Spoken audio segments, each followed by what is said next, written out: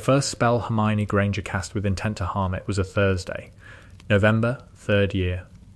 The target was Draco Malfoy, who had just said, for the 4th time that week, the word that Hermione had decided she was done hearing.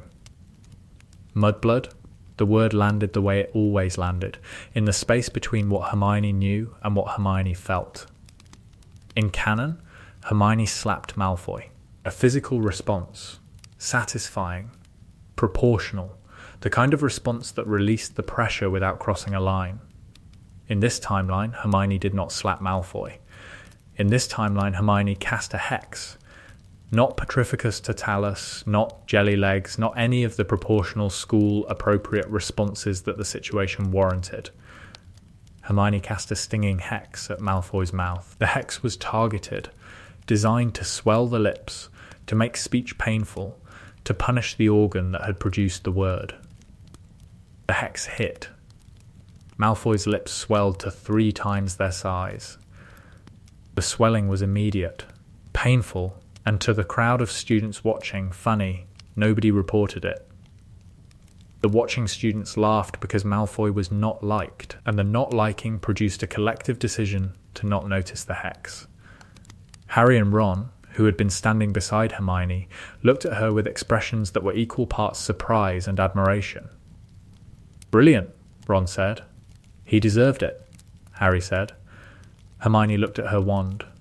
At the instrument that had just, for the first time, been pointed at another person with the intent to cause pain. The causing of pain had worked. The working had been easy, easier than it should have been. The hex had flowed from her wand the way the Lumos flowed, the way the Alohomora flowed, naturally, without resistance, as though the magic had been waiting for permission. "It was just a hex," Hermione said. To herself. In the corridor. Walking away. It was just a hex. The sentence was true. The sentence was also the first of many sentences that Hermione would use over the coming years to describe the distance between what she had done and what she told herself she had done. The sorting, 3 years earlier, Hermione Granger arrived at Hogwarts in September 1991, having read every book available about the wizarding world and having understood approximately 6% of it. The 6% was the academic 6%, the spells, the history, the institutional structures. The 94% she didn't understand was the social 6% multiplied by 15, the blood politics, the house rivalries, the unspoken, never written in any textbook rules about who mattered and who didn't.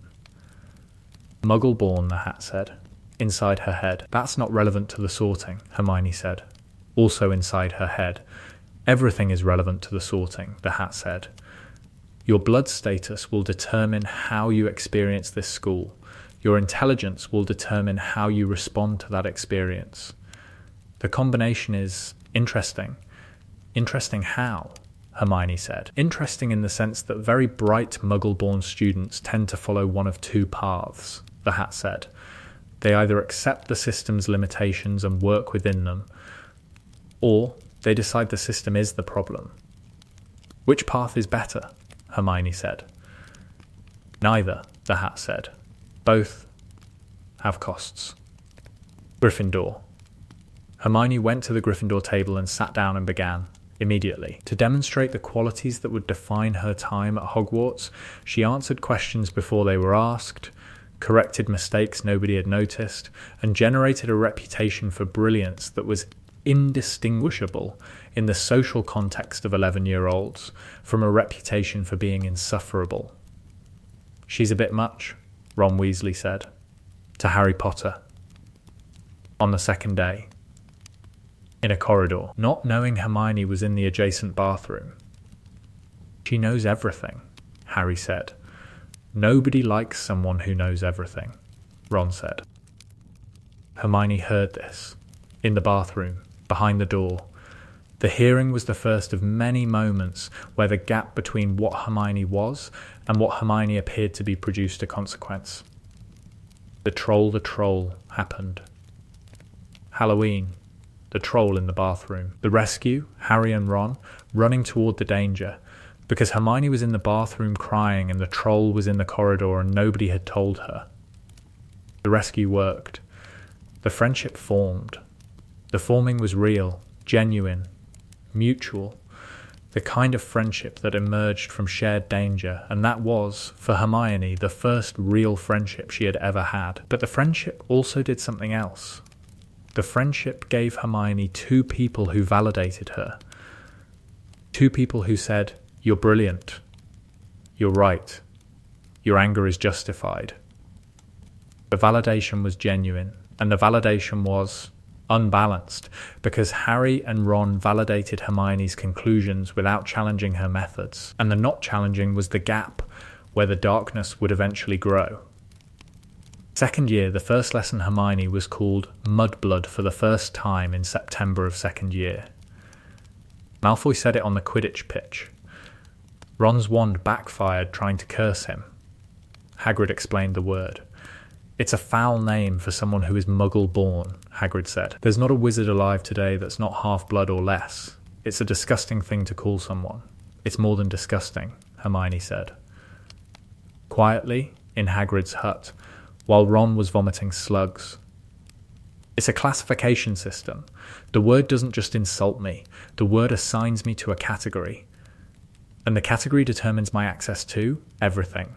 Jobs, status, political representation. The word is the shorthand for a system." That's a bit more than I was," Hagrid said. "It's a bit more than anyone thinks about it," Hermione said. "Because the system benefits the people who don't need to think about it." Harry and Ron looked at each other. The looking carried the 12-year-old's recognition that Hermione was saying something true and complicated, and that neither of them had the vocabulary to engage with it. "Malfoy's a git," Ron said. "Malfoy is a symptom," Hermione said. "The disease is institutional."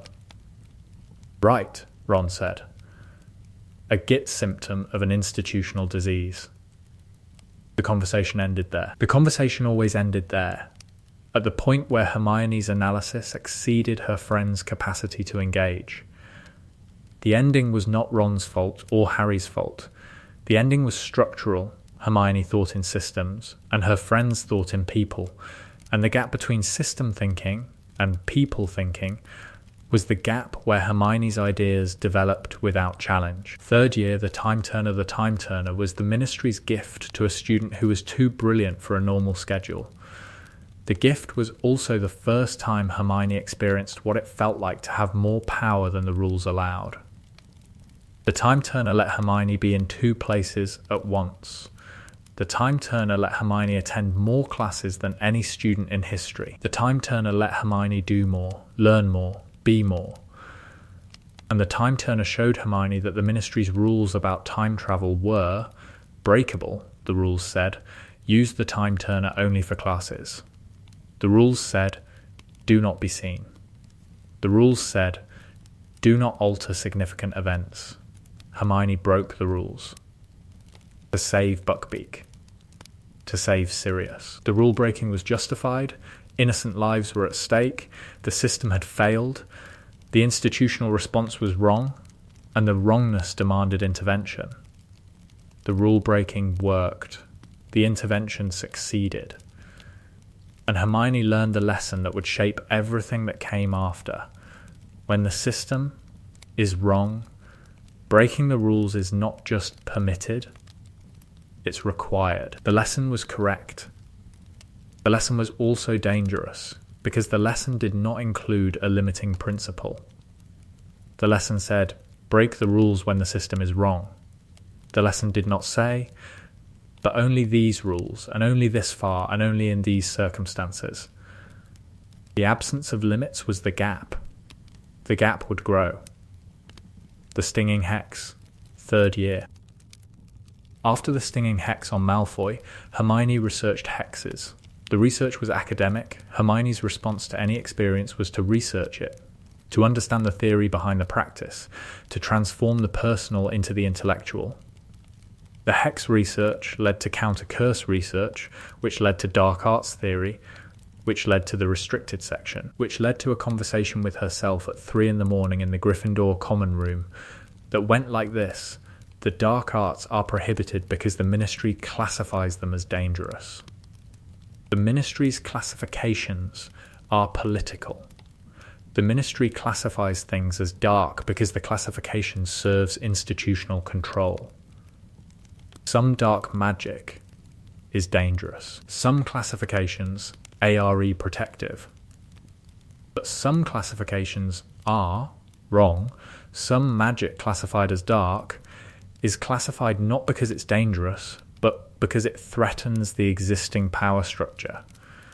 The existing power structure benefits pure blood families.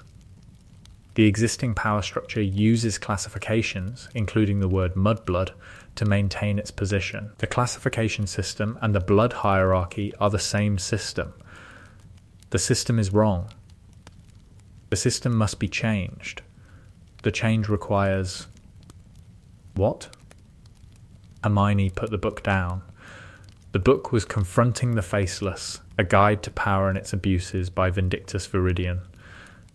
The book was in the restricted section. The book argued that power structures were maintained through the controlled classification of magic, that dark and light were political categories, not moral ones, and that the categories served the people who controlled the definitions. The book was partially correct.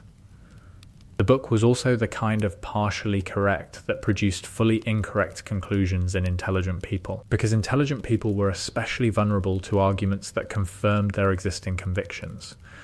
Hermione's existing conviction was, the system is wrong.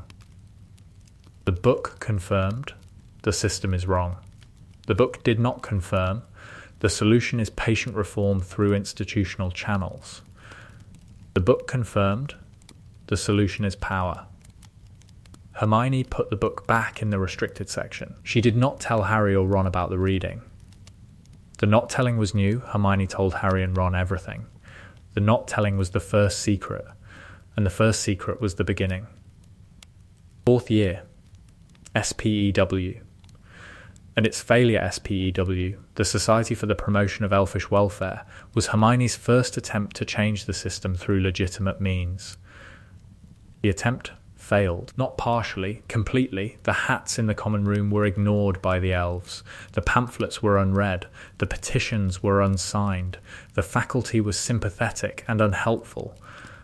The students were indifferent. The institution absorbed Hermione's activism the way a wall absorbed rain, without visible effect. Nobody cares, Hermione said to Harry and Ron in the common room. February. People care, Harry said. Nobody is doing anything, Hermione said. Caring without action is decoration. Hermione. The house elves don't want, Ron started. The house elves have been conditioned to not want freedom, Hermione said. The conditioning is the oppression. You can't ask an enslaved population whether they want freedom and use their conditioned response as evidence that slavery is acceptable. Ron stopped. Because the argument was sophisticated and Ron's counter-argument was, when framed against Hermione's analysis, inadequate. You're not wrong, Harry said. About the system. Then help me fix it, Hermione said. How? Harry. I don't know yet, Hermione said. But the hats aren't working. The hats weren't working, the petitions weren't working, the pamphlets weren't working.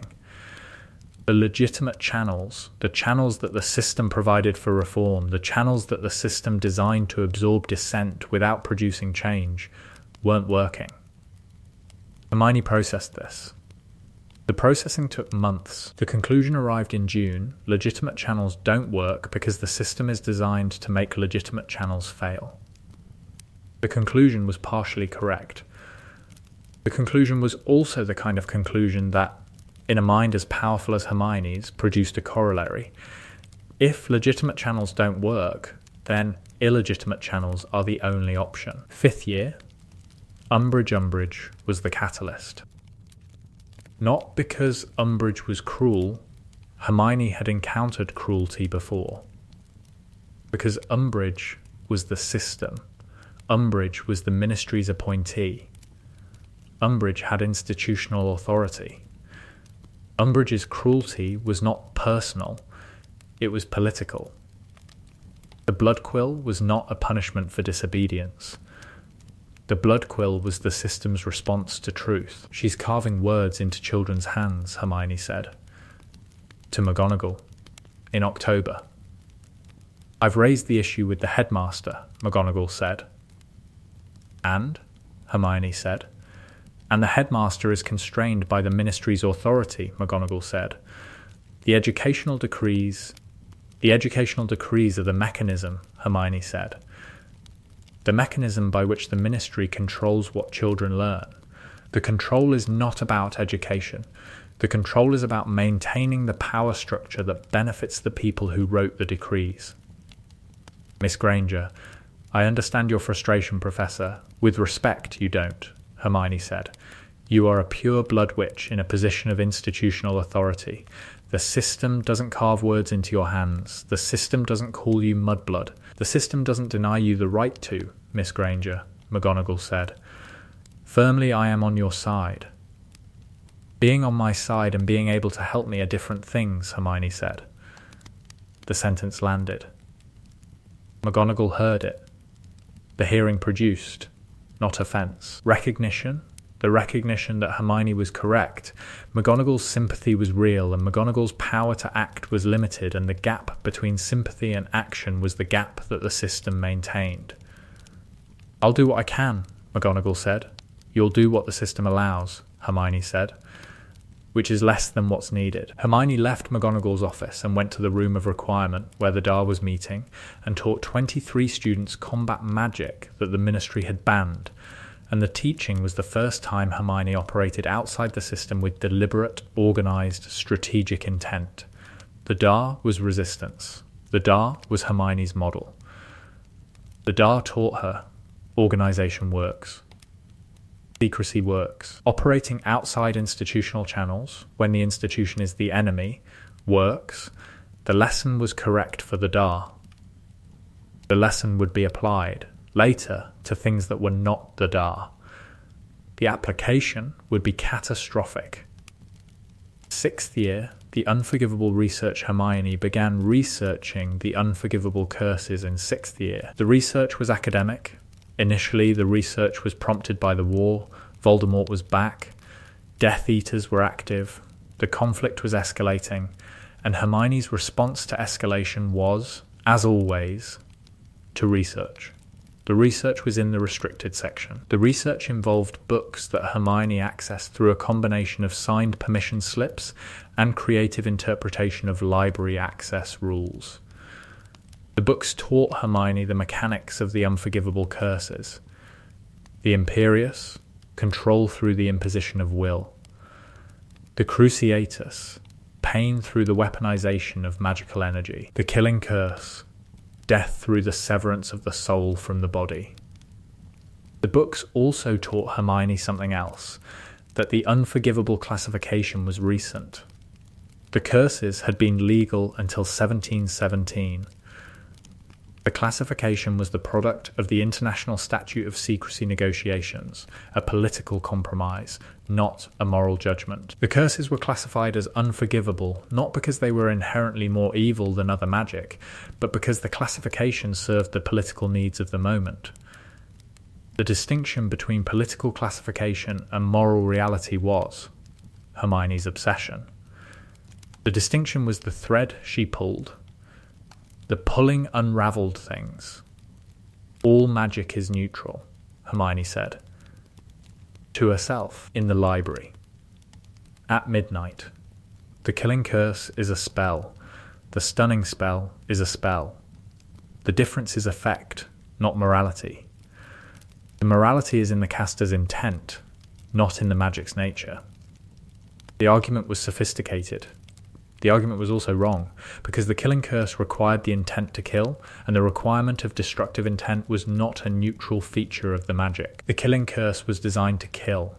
The Stunning Spell was designed to incapacitate. The design was moral. But Hermione's argument felt correct to Hermione. because Hermione was brilliant enough to construct sophisticated arguments and not experienced enough to recognize the sophistication as rationalization. She did not tell Harry or Ron about the research. The not telling was becoming habitual. The summer before 7th year, the parents of the Death Eaters came to the Granger house on August 3rd, 1997. Hermione had planned to obliviate her parents. She had planned to send them to Australia with false identities and no memory of their daughter. The plan was clinical, strategic, the Hermione grade response to a threat, identify the vulnerability, neutralize it, move on. The plan was too late. The Death Eaters arrived at 2 a.m. 2 of them, lower ranking, the disposable soldiers that Voldemort deployed for Muggle targeting operations. The operation was not strategically important. The operation was psychological warfare, terrorize the Mudbloods family, send a message, demonstrate that the war reached everyone. The Grangers were Muggles. The Grangers had no wards, no protections, no magical defences. The Grangers had a front door and a back door and the locks that Muggles used and that magical people bypassed without noticing. Hermione was not at the house. Hermione was at the Burrow, preparing for the Horcrux hunt. Hermione received the Patronus message from Kingsley at 3:15 am. Your parents' house was attacked, Kingsley's Patronus said. The Aurors have been dispatched. Hermione apparated to the house, to the street, to the front lawn where the ambulances were and where the Muggle police were and where the neighbours were standing in their dressing gowns looking at the house that was dark and damaged and that contained inside the evidence. Her father was dead, killed by the killing curse. The curse left no marks. The Muggle coroner would conclude cardiac arrest. Her mother was alive, in the hospital. The cruciatus had been applied and the application had been prolonged, and the prolonging had produced damage, nerve damage. The kind that St Mungo's could treat, but that the Muggle hospital where her mother had been taken could not diagnose, could not explain, could not fix. Hermione stood in the street at 3:45 in the morning, looking at the ambulance, looking at the house, looking at the evidence of the institutional failure that had killed her father. The Ministry had known that Muggle-born families were targets. The Ministry had not placed protections. The Ministry had not warned. The Ministry had not acted. The Ministry had not acted because the Ministry's leadership was compromised. Because the institutional structure that was supposed to protect people was, in the specific case of Muggle-born families, designed to not protect. Hermione stood in the street and she expected the grief to be overwhelming. She expected the grief to produce collapse, tears, the physical inability to function. The grief was present, the grief was enormous, but the grief was underneath something else, something that was larger than the grief and that was, in Hermione's specific emotional architecture, more powerful. Rage. The rage was not hot, the rage was cold. The rage was the analytical, cold. Hermione-grade rage of a person who had spent 6 years studying a system's failures and who had just received the ultimate evidence that the system was not just inadequate, the system was complicit. The system had allowed her father to die because protecting Muggle-born families was not a priority. Because Muggle-born families were, in the institutional calculus, expendable. Hermione stood in the street and made a decision. The decision was not dramatic. The decision was the logical conclusion of 6 years of analysis. The conclusion was, the system cannot be reformed. The system must be replaced. The replacing would take years. The replacing would require power, organisation, and the willingness to use methods that the system classified as dark. The classification, Hermione had already concluded, was political. The politics, Hermione had already concluded, were wrong. The wrongness, Hermione concluded now, justified anything. The Horcrux hunt, what changed Hermione, went on the Horcrux hunt. with Harry, with Ron. The same tent, the same missions, the same privation. But Hermione was different. The difference was not visible. Hermione's surface was unchanged. Hermione was still brilliant, still organised, still the person who managed the logistics and conducted the research and kept the other two alive. The difference was underneath. Underneath the competence was the rage, and the rage was cold, and the coldness made the competence sharper. Hermione's spell work improved during the hunt, not gradually but noticeably.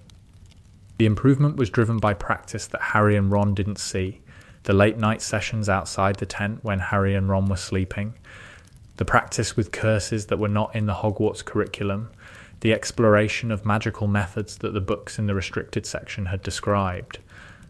"Your stunning spell dropped that snatcher in one hit," Harry said, after an encounter. "I've been practicing," Hermione said. "What else have you been practicing?" Harry said. "Defense," Hermione said. "Just defense." The lie was smooth. The lying was new. Hermione had spent 17 years being compulsively honest, and the shift to deliberate dishonesty was a change that she noticed and filed and did not examine, because examining it would require confronting the fact that she was hiding things from her best friends. The locket was destroyed. The cup was destroyed. The diadem was destroyed. The hunt progressed. Hermione contributed. The contribution was essential. Without Hermione's research, without Hermione's planning, the hunt would have failed. But the hunt also showed Hermione something. The war was being fought by children. 3 teenagers in a tent destroying the most dangerous magical artifacts in existence. Because the institutions, the ministry, the Aurors, the Order had failed to do it. The institutional failure confirmed Hermione's analysis. The system was not just inadequate. The system was the problem. The system produced the conditions for Voldemort's rise, failed to prevent the rise, and then delegated the response to 3 teenagers. The Battle of Hogwarts, Hermione fought in the Battle of Hogwarts. Hermione fought well, the spell work was precise, the strategy was sound, the contribution was essential. Hermione also did something during the battle that nobody saw. During the fighting in the 7th floor corridor, Hermione encountered a Death Eater. The Death Eater was masked, unnamed, one of the lower-ranking soldiers. The Death Eater cast at Hermione. Hermione shielded. The Death Eater cast again. The Cruciatus. At Hermione. The Cruciatus missed. Hermione dodged. And Hermione countercast. Not a stunner, not a bodybind. Not any of the proportional defensive within the rules responses that the situation warranted. Hermione cast the Cruciatus curse. The curse hit the Death Eater. The Death Eater screamed. The scream echoed in the corridor, and Hermione held the curse for 3 seconds, long enough to incapacitate, long enough to cause pain, long enough to cross the line. She lifted the curse. The Death Eater was on the ground, twitching. Hermione stunned him and continued down the corridor. She did not tell Harry or Ron. She did not tell anyone. The secret joined the collection of secrets that Hermione was accumulating. The research, the practice, the reading, the conclusions that her friends could not share because her friends did not think in systems. The Cruciatus had required genuine intent to cause pain. The unforgivable curses required commitment. The caster had to mean it. Hermione had meant it. The meaning was the evidence that something in Hermione had shifted, that the analytical, rule-following, the system can be fixed. Hermione was becoming a different person. The different person looked the same. The different person had the same hair, the same voice, the same habit of raising her hand in class. The different person was underneath, operating on a different set of conclusions. The old conclusions, the system is wrong, but can be fixed through legitimate means. The new conclusions, the system is wrong, and the only fix is power. After the war, The ministry job Hermione joined the ministry after the war. The joining was strategic, not the strategy of a person who believed in the institution, but the strategy of a person who was studying the institution from the inside. The Department of Magical Law Enforcement. The department that wrote the laws, enforced the laws, and determined who the laws applied to.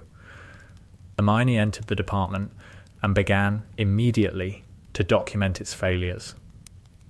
The documentation was comprehensive. The documentation was Hermione grade, systematic, evidence-based, the kind of thorough, footnoted, cross-referenced analysis that nobody could argue with because arguing required engaging with the evidence, and the evidence was overwhelming. The failures were the pure blood bias in hiring, the discriminatory enforcement of magical creature legislation, the systematic underfunding of Muggle protection, the institutional resistance to reform, the specific, documented, measurable ways that the ministry prioritized pure blood interests over the interests of Muggle-borns, half-bloods, and magical creatures. The system is not just inefficient, Hermione told Kingsley. In his office, first year at the ministry, the system is designed to produce the outcomes it produces. The discrimination is not a bug. It's the architecture. I'm aware of the problems, Kingsley said. Then why haven't you fixed them? Hermione said. Reform takes time, Kingsley said. Political capital. Coalition building. Reform takes time because the system is designed to make reform take time, Hermione said. The time is the mechanism. The time allows the opposition to organise. The time dilutes the urgency. The time is the weapon. Hermione, Kingsley said. I fought in the war. I understand urgency. With respect, Minister, you understand war urgency. You don't understand institutional urgency. War urgency produces immediate action. Institutional urgency produces committees. Committees are how democracies delay, Hermione said. The Muggle-born Registration Commission operated for 11 months. 11 months of registration, persecution, and imprisonment. After the war, the committee to address the commission's victims met for 14 months before producing a report. The persecution took 11 months. The response to the persecution took 14. The numbers are accurate, Hermione said. I pulled them from your ministry's own records. Kingsley looked at Hermione, at the 20-year-old who was sitting in his office with a file of evidence and the expression of a person whose patience for institutional process was not exhausted. Gone. The patience had been spent. The patience was not coming back. What do you want? Kingsley said. I want the authority to implement the reforms directly, Hermione said. Without committees. Without delays. Without the political process that the opposition uses to dilute change. That's not how the ministry works, Kingsley said. I know, Hermione said. That's what I want to change. You want to change how the ministry works, Kingsley said. By bypassing the processes that make the ministry work. The processes don't make the ministry work, Hermione said. The processes make the ministry slow, and slow, when people are suffering, is indistinguishable from complicit. Ron proposed in the autumn of the first year after the war. The proposal was Ron, awkward, sincere, involving a ring that was his grandmother's and a speech that he'd written on the back of a Chudley Cannon's ticket. I know I'm not. I'm not the cleverest or the most, Ron said. On one knee. In the garden of the burrow. But I love you, and I've loved you since. Probably since the troll, if I'm honest, and I want to, Hermione. Will you marry me? Ron, Hermione said. Is that a yes, Ron, or a no, Ron? Ron said. I need to think, Hermione said. You need to think? Ron said. The Weasley hurt, the transparent, unguardable, written across the face hurt of a person who couldn't hide anything. I need to think about whether now is the right time, Hermione said. When is the right time? Ron said. When I've finished what I'm working on, Hermione said. What are you working on? Ron said. The Ministry reforms, Hermione said. The creature rights legislation. Ron, there's so much that needs to change. And I can't split my attention. Marriage isn't splitting attention, Ron said. Marriage it's adding attention. It's another person who's paying attention. Marriage is a commitment that requires emotional bandwidth, Hermione said, and my emotional bandwidth is allocated. Allocated, Ron said. The word tasted wrong in his mouth. The word was Hermione's word, the clinical, analytical word that Hermione used when she was processing something through her head rather than her heart. I'm sorry, Hermione said. I need more time. How much time? Ron said. I don't know, Hermione said. They did not get married. Not because Hermione didn't love Ron. Hermione loved Ron in the way that Hermione loved everything, comprehensively, analytically, with the awareness that the love was real and that the love was also insufficient to address the problem she was trying to solve. Ron waited.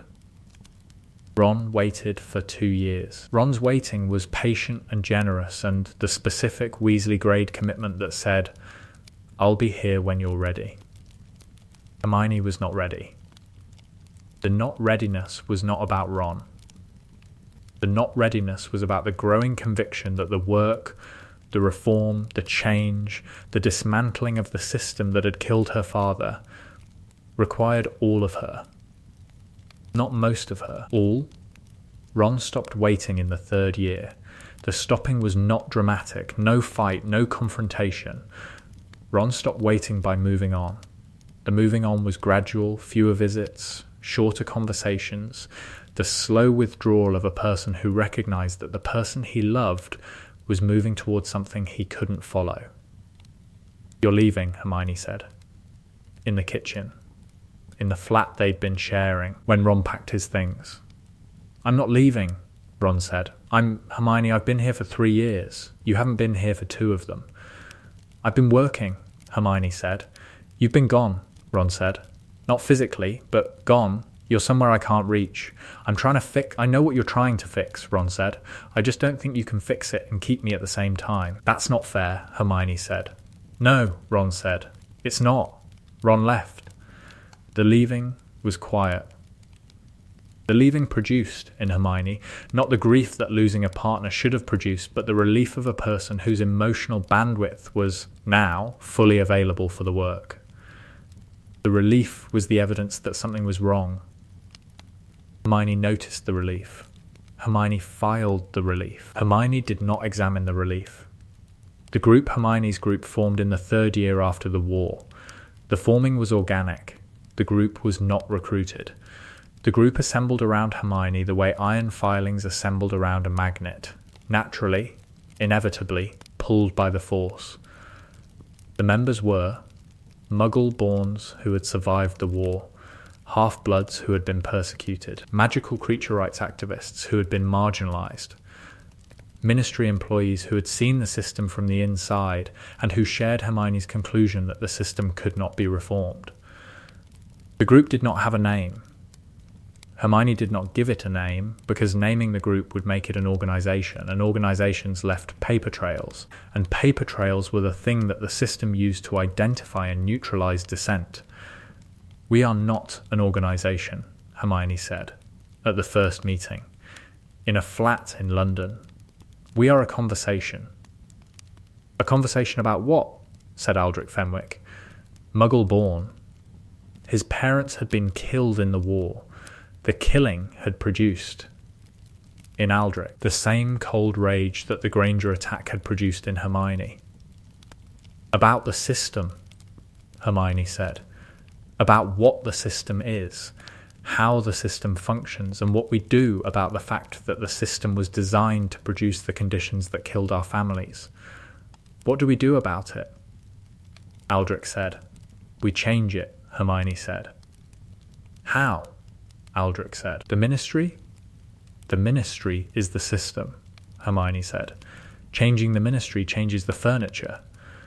Changing the system changes the house. "What does changing the house look like?" said Marjorie Pike. Half-blood, former ministry employee. Fired for submitting a report on institutional bias that her supervisor had ordered buried. "It looks like power," Hermione said. "Power concentrated in the hands of people who will use it correctly." "Correctly according to whom?" Marjorie said.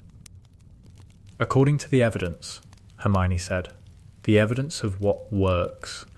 The evidence of what the system produces when left to operate as designed. The evidence is clear. The system produces oppression. The correct response to oppression is the redistribution of power." "Redistribution," Aldrich said. That sounds like what it is," Hermione said. "The people who hold power now hold it because of blood status. Blood status is not a qualification. Blood status is an accident of birth that the system has elevated to a governing principle. So we take the power from the pure bloods," Aldrich said. "We take the power from the structure that benefits pure bloods," Hermione said. "The Wizengamot seats that are hereditary, the ministry positions that go to connected families, the magical creature laws that are written by the people who benefit from the exploitation. And give the power to whom?" Marjorie said. "To people who will use it based on evidence rather than privilege," Hermione said. "People like us," Aldrich said. "People who have been harmed by the system," Hermione said. "People who understand the harm because they've experienced it." The group met monthly, then weekly. Then, as the work expanded and the organization grew and the analysis deepened daily, Hermione's flat became the headquarters. Hermione's research became the framework. Hermione's conclusions became the program. The program was: reform the Wizengamot by eliminating hereditary seats, reform the ministry by implementing competence-based hiring, reform magical creature law by extending personhood rights, reform the educational system by removing blood status tracking. The program was reasonable. The program was evidence-based. The program was the kind of reform that any rational person would support. The methods were the problem. Year 3.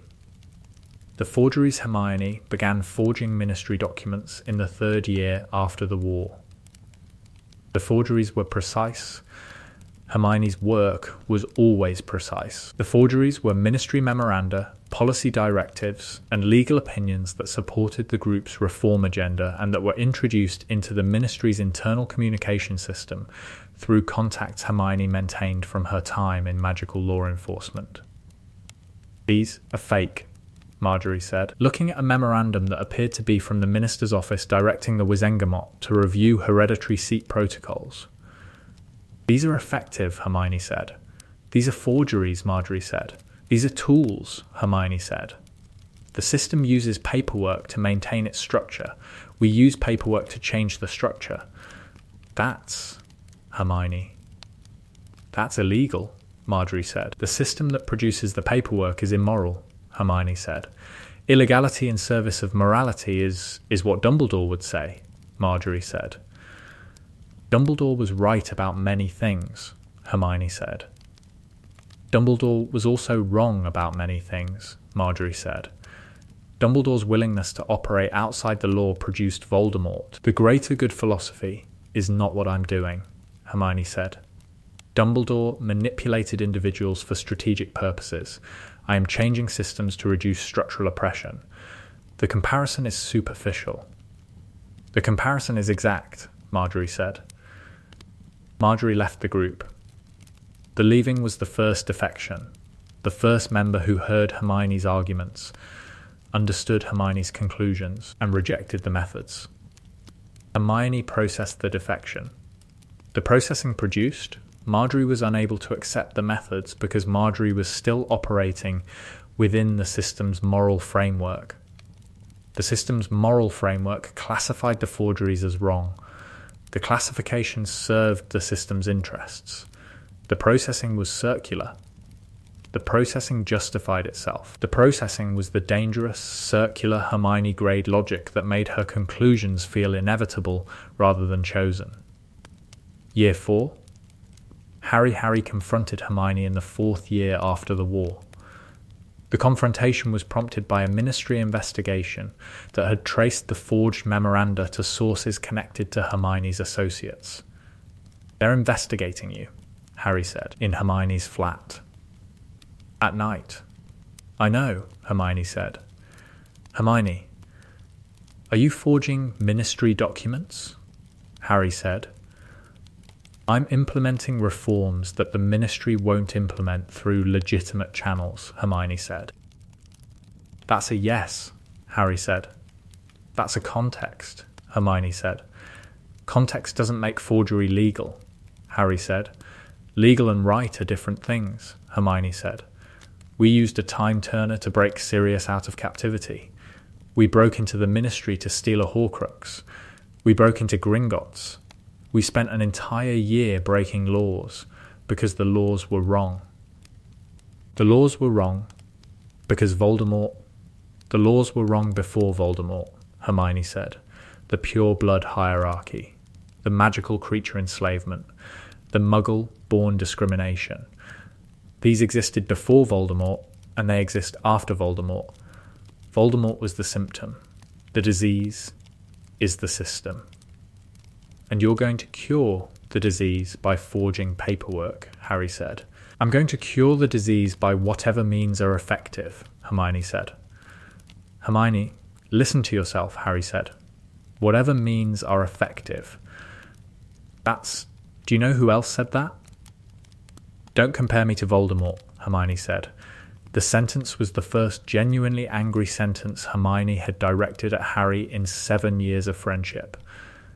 "I'm not comparing you to Voldemort," Harry said. "I'm comparing your logic to, Hermione, the logic that says the ends justify the means is the logic that produces change," Hermione said. "The logic that the system fears because the system survives by making change impossible through legitimate channels. The system that Kingsley is trying to reform," Harry said. "Through legitimate channels, with reforms that are actually happening. Slowly," Hermione said. "The reforms are happening slowly, at the system's pace, at the pace that the pure blood opposition can manage. The pace is designed to dilute the change until the change is cosmetic, Hermione," Harry said. "I love you. You're the smartest person I know, and I think you're wrong." "About what?" Hermione said. "About everything," Harry said. "Not about the problems. You're right about the problems. About the solutions. You're wrong about the solutions." "What's the right solution?" Hermione said. "I don't know," Harry said, "but I know it's not forgery. And I know it's not... Hermione, whatever you're building, it's not the answer." "How do you know?" Hermione said. "Because it's separating you from everyone who loves you," Harry said. "Ron left. I'm here arguing with you. Ginny is worried." "Your mother?" "Don't talk about my mother," Hermione said. "Your mother is in a hospital with permanent nerve damage because the system failed to protect your family," Harry said. "I know. I understand. But your response to the failure it's consuming you." "The failure consumed my father," Hermione said. "The failure killed him. My response is proportional." Harry looked at Hermione, at the woman who had been his best friend for 10 years and who was, sitting across from him in a flat full of forged documents and political strategy, becoming someone he didn't recognize. "I'm going to leave now," Harry said. "And I want you to think about what I said." "I've thought about it," Hermione said. "For 4 years." "Then think about it differently," Harry said. "Think about whether the person you're becoming is the person you wanted to be." "The person I wanted to be is the person who changes the world," Hermione said. "The world isn't a system," Harry said. "The world is people." He left. Hermione sat in the flat and did not think about what Harry said, because thinking about what Harry said required acknowledging that Harry might be right. And acknowledging that Harry might be right required examining the conclusions that Hermione had built over 4 years, and examining the conclusions was not something Hermione could do, because the conclusions were the foundation, and the foundation was the only thing between Hermione and the grief that she had never properly processed. The grief for her father, the grief for Ron, the grief for the person she had been before the Death Eaters came to the Granger house on August 3rd, 1997. Year 5, the Influence Campaign, was Hermione's most effective and most damaging operation. The campaign targeted the Wizengamot's Pure Blood Caucus, the block of hereditary seats that voted against every reform that threatened the blood hierarchy. The targeting was systematic. Hermione's group compiled dossiers on each caucus member.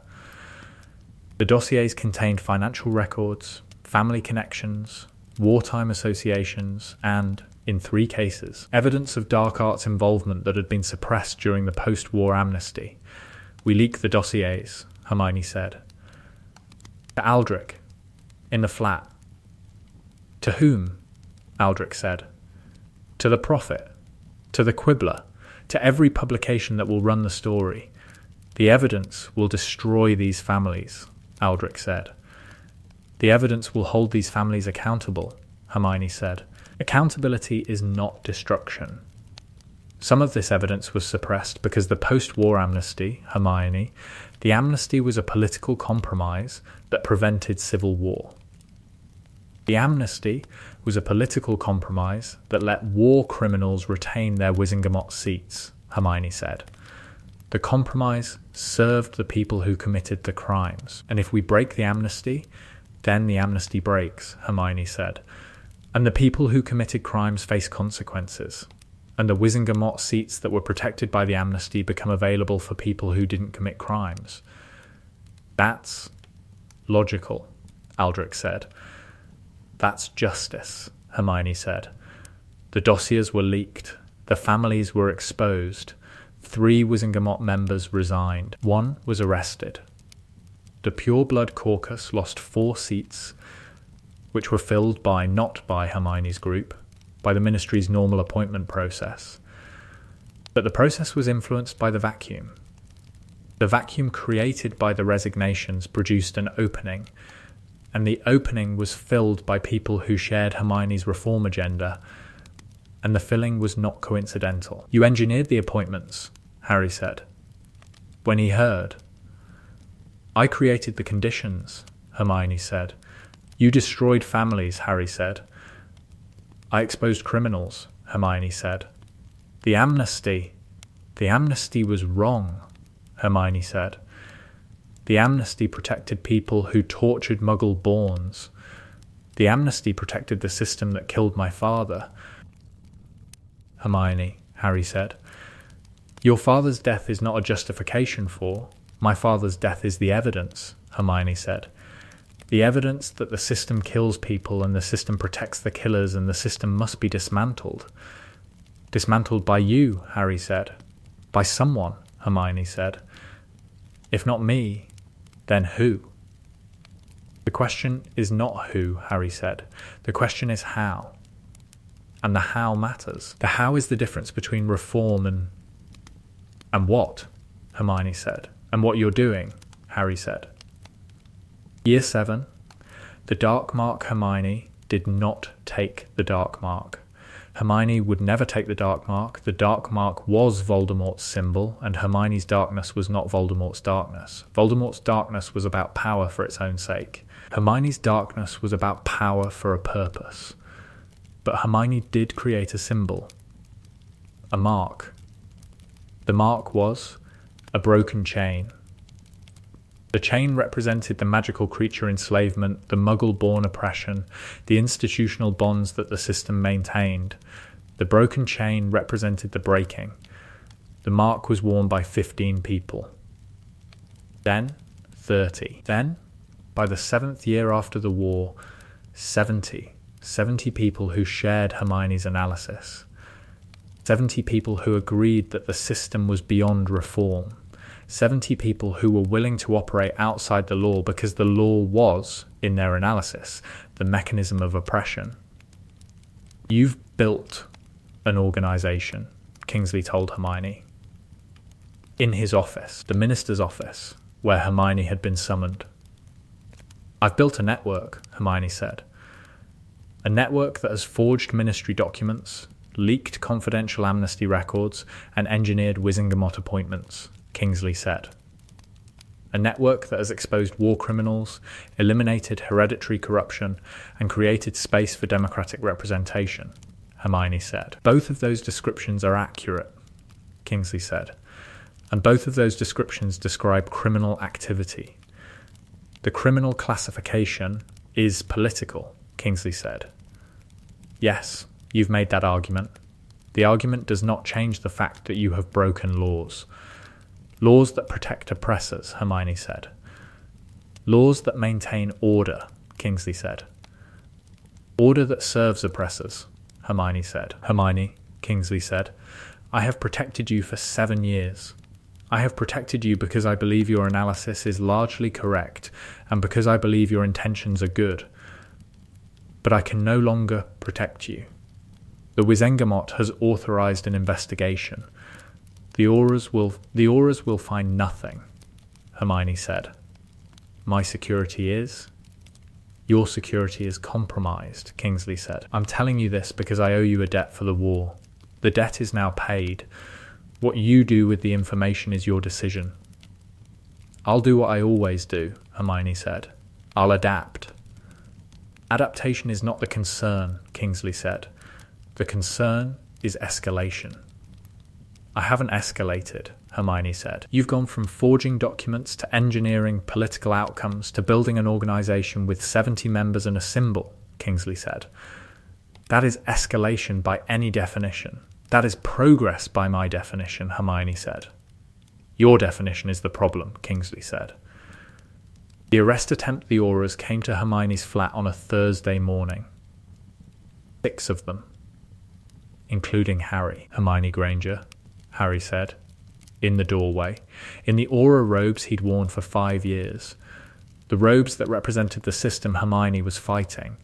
You are under arrest for forgery of ministry documents, breach of the amnesty accords, and conspiracy to, Harry, Hermione said. Don't. I have to, Harry said. You don't have to do anything, Hermione said. You're choosing to do this. The choosing is my job, Harry said. I'm an aura.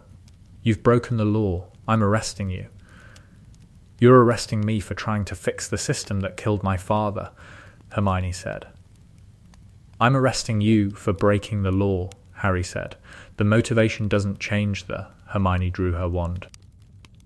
The 6 auras drew their wands. Harry did not draw his. Harry looked at Hermione, and his face did something that was not anger and not sadness and not anything that had a clean name. His face did the thing that happened when the person you loved most in the world was standing in front of you with a wand and you had to decide in the next 3 seconds whether to fight. Don't, Harry said. Hermione, please don't. I can't go to Azkaban, Hermione said. The work isn't finished. The work is destroying you, Harry said. The work is the only thing that matters, Hermione said. I matter, Harry said. Ron matters. Your mother matters. The people who love you matter. The people I love are dead or damaged or gone, Hermione said. My father is dead. My mother can't remember my name. Ron left. You're standing in my doorway with a warrant. I'm standing in your doorway asking you to put down the wand, Harry said. And if I don't? Hermione said. Then I put down mine, Harry said. He put his wand on the floor, in the doorway, with 6 auras behind him. Harry Potter, the head of the aura department, put his wand on the floor and stood unarmed in front of a woman who was holding a wand and who was, by any assessment, dangerous. I'm not going to fight you, Harry said. I'm never going to fight you. You're my best friend. You've been my best friend since a troll in a bathroom. And I'm not going to raise a wand against you. Then let me go, Hermione said. I can't let you go, Harry said, because letting you go means letting you continue on a path that's going to end with you in Azkaban or worse, and I can't watch that happen. You don't have to watch, Hermione said. I'll always watch, Harry said. I'll always be here, even when you don't want me to be. Hermione looked at Harry, at the man in the doorway, at the boy who had been her friend since she was 11, at the person whose mother had died protecting him, and whose response to death had been love, and whose love was the thing that Hermione had been unable to match, because Hermione's response to death had been rage, and the rage had consumed the space where love was supposed to go. She lowered the wand. The lowering was not surrender. The lowering was exhaustion. The exhaustion of a person who had been running on rage for 7 years and who had, in the doorway, confronted the only person whose presence could pierce the rage. I'm tired, Hermione said. I know, Harry said. I'm so tired, Harry, I know, Harry said. Come with me. Where? Hermione said. Somewhere that isn't here, Harry said. Somewhere with tea and, Hermione, somewhere with people. You don't have to talk, Harry said. You don't have to explain. You just have to come. Hermione came. She put the wand on the table. She walked to the doorway. She walked past Harry. She walked past the 6 Aurors who lowered their wands, who looked at Harry for instructions, who received from Harry's face the instruction, let her go. For now. Let her go. Harry picked up his wand, followed Hermione out of the flat, took her to the burrow, where Molly was, where food was, where the noise of a family was. Hermione sat at the burrow table and ate and did not talk, and the not talking was the first time in 7 years that Hermione had been in a room without an agenda. The aftermath Hermione was not arrested. Harry's report to the Ministry was, the suspect cooperated. The charges were held in abeyance pending what the Ministry wasn't sure, pending Harry figuring out what to do about the fact that his best friend had built a criminal organisation, and that his best friend was also the person who had saved his life multiple times and whose analysis of the system was.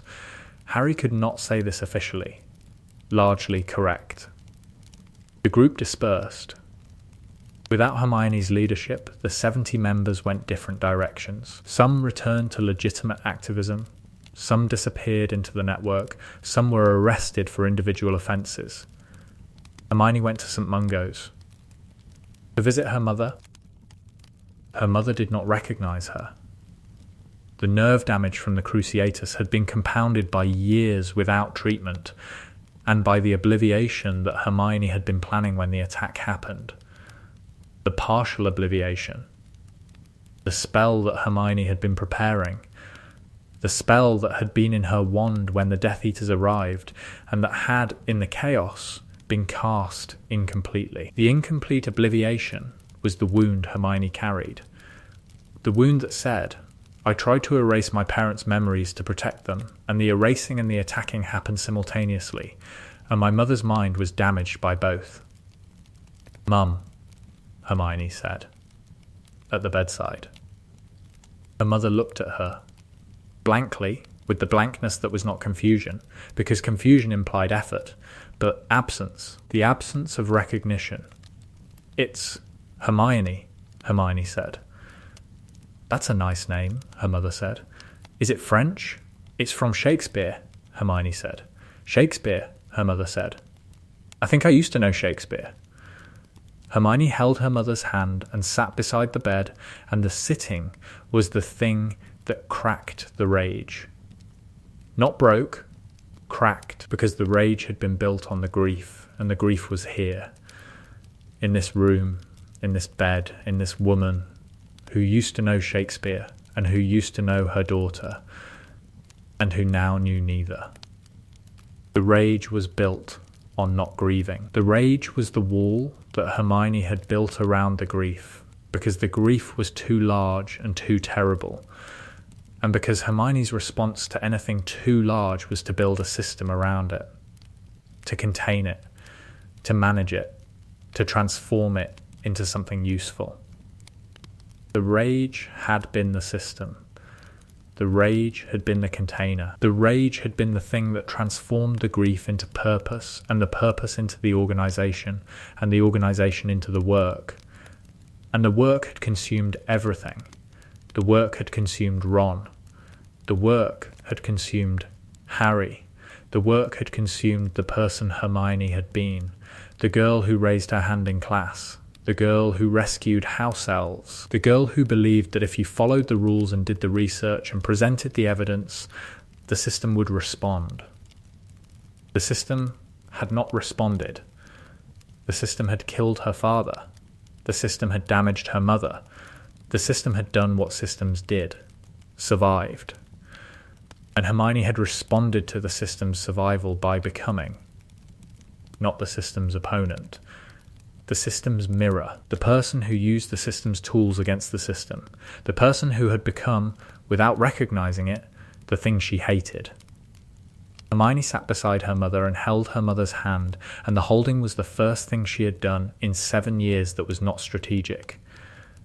"I've made mistakes," Hermione said to her mother, who did not know her. "Everyone makes mistakes," her mother said. "That's what my daughter used to say." "Your daughter?" Hermione said. "I had a daughter," her mother said. "I think. I can't. The memory is, she had a lot of hair." "She did," Hermione said. "Do you know her?" her mother said. "I used to," Hermione said. Hermione's return was not dramatic. Hermione's return was slow, the slow, grinding, unglamorous work of a person who had been running in the wrong direction and who had to turn around and walk back. The walking back took 2 years. 2 years of therapy. 2 years of supervised contact with Harry. 2 years of rebuilding the thing that the rage had consumed. The capacity to be wrong. "I was right about the problems," Hermione told the mind healer. "You were right about the problems," the mind healer confirmed. "I was wrong about the solutions," Hermione said. "What were you wrong about?" the mind healer said. I was wrong about the idea that being right about the problems entitled me to any solution I chose. I was wrong about the idea that the ends justified the means. I was wrong about the idea that my rage was the same as justice. "What is the difference?" the mind healer said. "Justice includes other people," Hermione said. "Rage doesn't." The return was to the ministry. Not to the position Hermione had held, to a different position. A lower position. The Department for the Regulation and Control of Magical Creatures. The department that managed the laws Hermione had been trying to change through forgery and manipulation, and that she now attempted to change through the legitimate channels. The channels she had dismissed. The channels that were slow and frustrating and that did not produce the immediate, dramatic, satisfying results that the rage had demanded. "This is slow," Hermione said to Harry in year 3 of the return. "Yeah," Harry said. "The reforms are. The committee meets monthly. The committee produces reports. The reports go to the Wizengamot. The Wizengamot debates. The debate produces amendments. The amendments are voted on. The voting produces marginal changes." "Marginal changes are changes," Harry said. "Marginal changes are insufficient," Hermione said. "Hermione," Harry said. "I know," Hermione said. "I know. Marginal changes through legitimate channels. Trust the process." "Do you trust the process?" Harry said. "No," Hermione said. "But I trust that the alternative is worse." "That's progress," Harry said. "That's compromise," Hermione said. "Those are the same thing," Harry said. "In a democracy." "Democracy is inefficient," Hermione said. "Democracy is imperfect," Harry said. "And imperfect is all we've got." Ron came back. Not to the relationship was over. To the friendship that had started with a troll in a bathroom, and that had survived a war, and that had not survived Hermione's rage, but that could, Ron decided, survive the return. You look terrible, Ron said. At the Leaky Cauldron, year 4 of the return, the first time they'd seen each other in 3 years. Thanks, Hermione said. Your hair is bigger, Ron said. That's genetic, Hermione said. Your circles are bigger too, Ron said. That's the committee work, Hermione said. The Magical Creature Legislation Committee meets at 7am. 7am committees, Ron said. That's your punishment? That's my job, Hermione said. Sounds like a punishment, Ron said. They drank butterbeer. They talked about nothing. The cannons, the burrow, the twins' shop. They talked about nothing because the something was too large, and because the nothing was the bridge. I'm sorry, Hermione said, after an hour. For what? Ron said. For everything. For choosing the work over you, for making you wait, for becoming the person you couldn't reach. You were always reachable, Ron said. You just moved the reach. Ron, that's actually quite good. I have moments, Ron said, when the butterbeer kicks in. I missed you, Hermione said. I missed you too, Ron said. I missed the Hermione who argued about homework. I didn't miss the Hermione who forged ministry documents. They're the same Hermione, Hermione said. No, Ron said. They're not. The homework Hermione cared about getting it right. The forgery Hermione cared about winning. What's the difference? Getting it right includes being wrong sometimes, Ron said. Winning doesn't. Hermione looked at Ron, at this man who had been her first love and who was sitting in a pub saying things that were simple and correct and that Hermione, with all her brilliance, had not been able to see for 7 years. When did you get wise? Hermione said. I'm not wise, Ron said. I'm honest. Wisdom requires effort. Honesty just requires not lying. I lied a lot, Hermione said. I know, Ron said, and you're not lying now. So, that's something. Something, Hermione said. Something is plenty, Ron said. 20 years later, Hermione Granger at 47 was the head of the Department for the Regulation and Control of Magical Creatures. The position was not the position she had imagined at 20. The position she had imagined at 20 was something closer to Minister for Magic, with the authority to reshape the system through executive power. The position she held at 47 was bureaucratic, committee-bound, and slow. The position was also effective. In 20 years, Hermione's department had extended personhood rights to house elves, extended wand rights to goblins, established the Muggle-born Family Protection Program. The Muggle-born Family Protection Program was Hermione's legacy.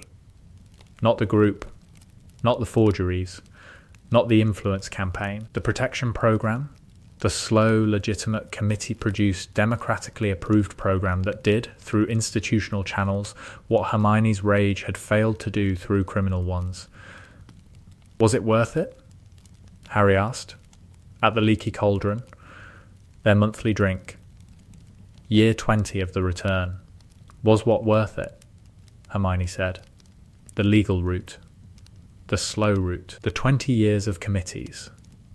The Muggle-born Family Protection Program has prevented 47 attacks since 2003, Hermione said.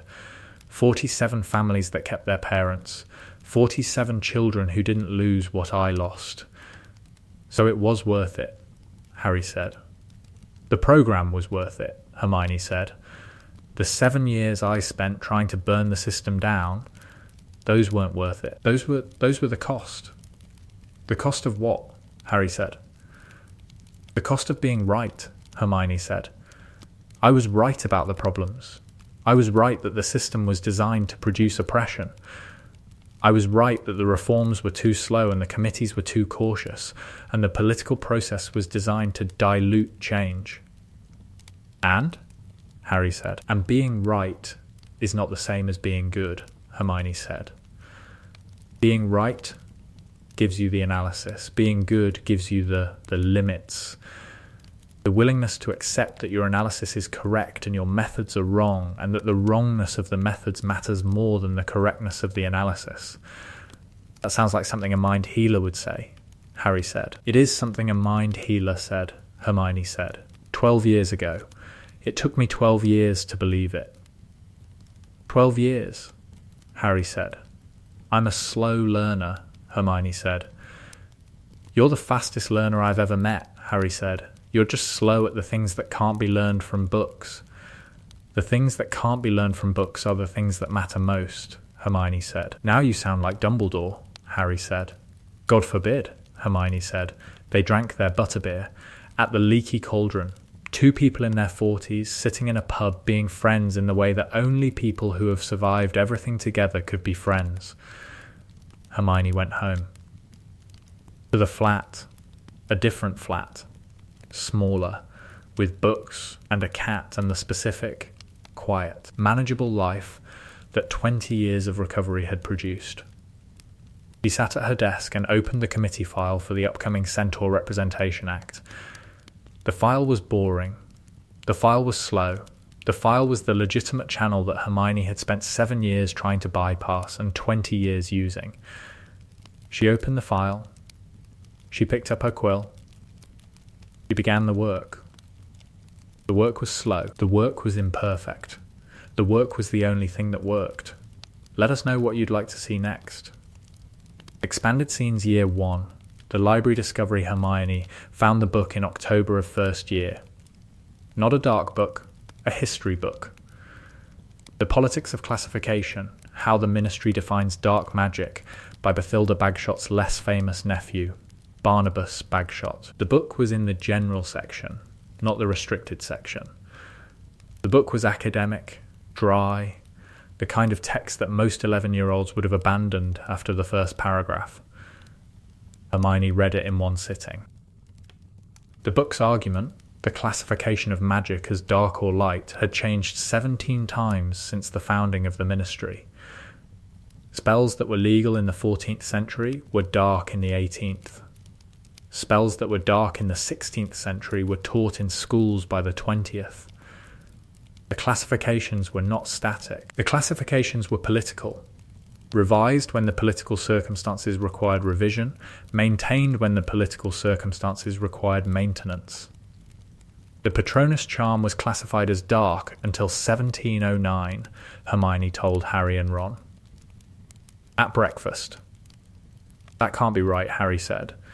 The Patronus requires intense personal emotion channeled through magical energy, Hermione said. The ministry classified any magic driven by intense personal emotion as potentially dark until the secrecy statute negotiations, when the Patronus was reclassified as defensive, because the negotiators needed a counter-dementor spell for the Azkaban guards.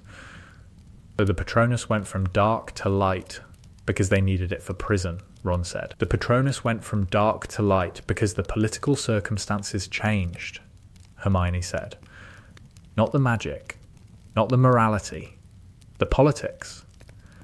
That's interesting, Harry said, in the voice of a person who found it moderately interesting and who was more interested in the sausages. That's fundamental, Hermione said. If the classifications are political, then the entire framework of dark and light it's constructed. It's not natural. It's a system designed by people with specific interests. Hermione, Ron said. It's breakfast. Breakfast is when the most important conversations happen, Hermione said. Breakfast is when eating happens, Ron said. The conversation ended. The conversation always ended when Hermione's analysis exceeded the engagement capacity of her audience. Ron and Harry were not unintelligent. Ron and Harry were 11, and 11-year-olds processed the world through immediate experience rather than systemic analysis. Hermione returned to the library. The library was the place where the systemic analysis lived, where the books didn't tire of her questions, where the arguments could be followed to their conclusions without someone suggesting that the conclusion could wait until after the sausages. Second year, the Polyjuice potion was the second time Hermione broke a major rule and got away with it. The potion was brewed in Moaning Myrtle's bathroom over the course of a month. The brewing required ingredients stolen from Snape's private stores. The brewing required lying to teachers. The brewing required Hermione, the rule follower, the hand raiser, the girl who believed in systems, to systematically violate school policy, because the school's system for addressing the Chamber of Secrets crisis was, in Hermione's assessment, inadequate. "We could tell Dumbledore," Harry said, during the brewing. "Dumbledore hasn't solved it," Hermione said. "The attacks are continuing. The institution is failing. The institution is investigating," Harry said. "The institution is investigating slowly," Hermione said. "While people are being petrified, the speed of the investigation is... the speed is the problem." "So we bypass the investigation," Harry said. "We supplement it," Hermione said, "with information that the investigation hasn't obtained because the investigation is limited by institutional process." "That sounds like a fancy way of saying we break the rules," Ron said. "It's a precise way of saying we act when the system won't," Hermione said. "The polyjuice worked. The information was obtained. The information was useful. And Hermione learned breaking the rules, when the rules are preventing the right outcome, produces results that following the rules cannot." The lesson was partially correct. The lesson was also the second building block in the structure that would, over the next 15 years, become the justification for forgery, manipulation, and the construction of a criminal organization. Each block was correct individually. Each block was also, in combination with the others, the architecture of a rationalization that no single block had intended. Fourth year. The Crouch Deception. Barty Crouch Sr.'s treatment of his house elf, Winky, at the Quidditch World Cup was the event that radicalized Hermione beyond the academic. "He dismissed her," Hermione said to Harry and Ron. After the World Cup. "He dismissed Winky, his house elf of 12 years, because she was found holding a wand. A wand she didn't use. A wand she was holding because she found it on the ground. She was in the wrong place at the wrong time," Ron said. "She was in the only place she could be," Hermione said. "She was where her master told her to be. She was following orders, and when the orders put her in a position that embarrassed her master threw her away." It's bad," Harry said. "But it's legal." "Legal," Hermione said. The word tasted wrong. Legal. The enslavement of a sentient magical being is legal. The dismissal of that being, without compensation, without recourse, without any legal protection whatsoever, is legal. The law doesn't protect house elves because the law was written by the people who own house elves, Hermione said. The law is the mechanism of the oppression. The law doesn't fail to protect house elves by accident. The law fails to protect house elves by design. SP.EW was born that week. SPE.W was Hermione's attempt to address the design failure through legitimate means, badges, petitions, awareness campaigns. The legitimate means failed, as previously noted, completely. But the failure taught Hermione something the success would not have, that the system's resistance to reform was not incompetence. The resistance was function. The system resisted reform because the system was designed to resist reform. The design was intentional. The intention was the protection of the people who benefited from the current arrangement.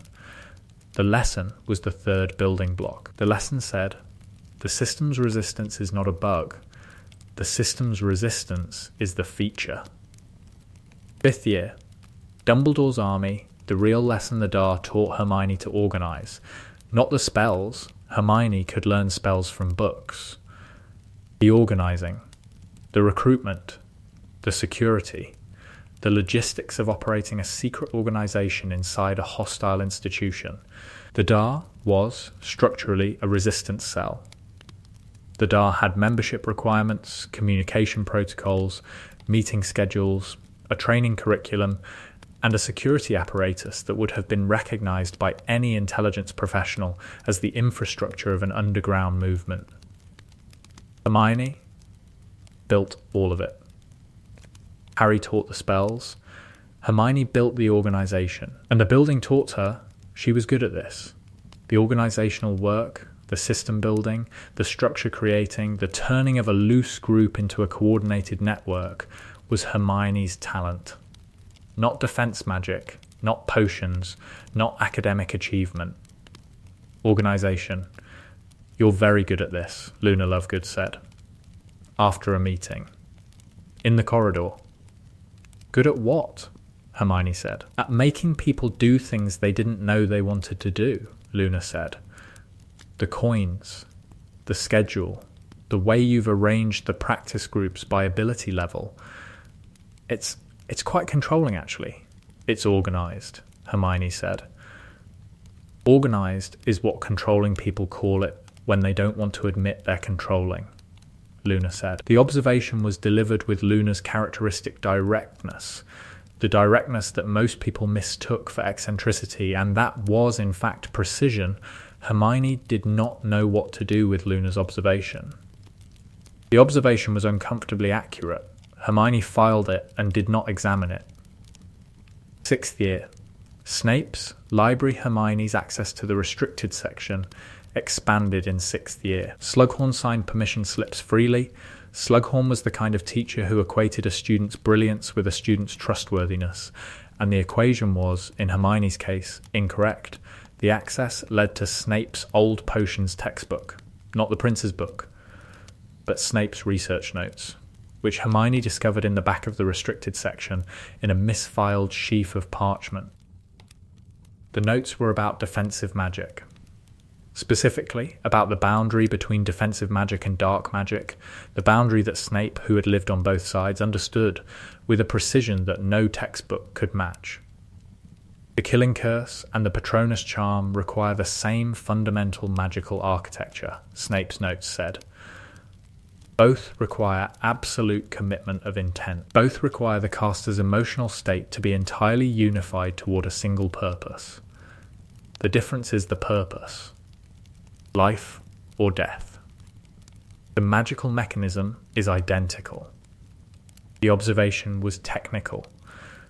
The observation was also the keystone that Hermione had been looking for, the evidence that the difference between dark and light magic was not in the magic, but in the intent. The evidence that the classifications were, as she had suspected since first year, political rather than structural. Hermione copied the notes. She did not return the originals. The not returning was theft, which she classified as preservation, which she filed alongside the Polyjuice theft and the Time Turner rule breaking, and the Dar's institutional violation as evidence that the rules existed to be broken when the breaking served a higher purpose. The war, Malfoy Manor Hermione, was tortured at Malfoy Manor. The torture was Bellatrix's, the Cruciatus, applied repeatedly, combined with the cutting curse that carved mudblood into Hermione's forearm. The word was carved into her skin the way Umbridge's quill had carved words into Harry's hand, as a demonstration of power, as a message, as the physical inscription of a classification onto the body of the classified. The torture lasted minutes. The minutes were the forge. The minutes were where the rage was heated and shaped and given the form that it would carry for the next decade. The word on her arm. Mudblood, carved by a woman whose pure blood gave her the authority, the institutional, system-supported, legally validated authority to carve. Bellatrix did not carve the word because Bellatrix was evil. Bellatrix carved the word because the system gave her the framework in which the carving made sense. Hermione looked at the word on her arm, later in the hospital wing, after the escape, after the rescue, and thought, this is the system.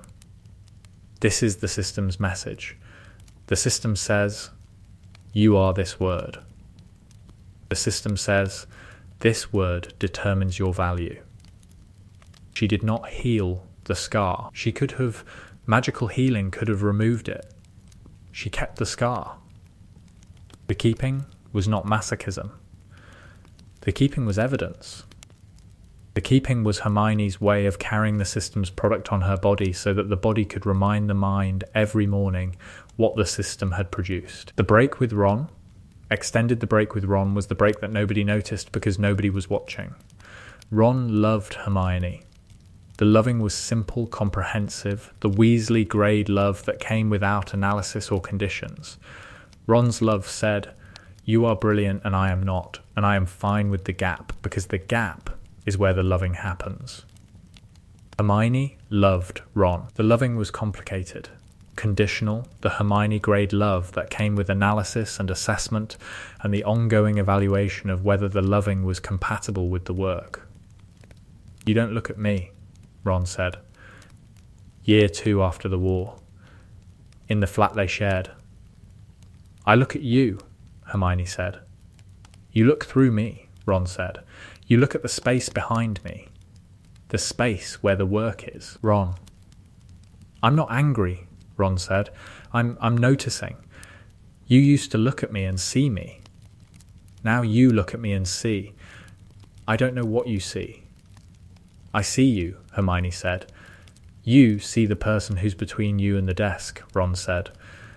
The observation was Ron grade, imprecise in language, accurate in content. Hermione was looking through Ron. Hermione was looking at the work, and the work was the wall between Hermione and everything else, and the wall was the rage, and the rage was the grief, and the grief was the thing that Hermione could not face. Ron could not fix the grief.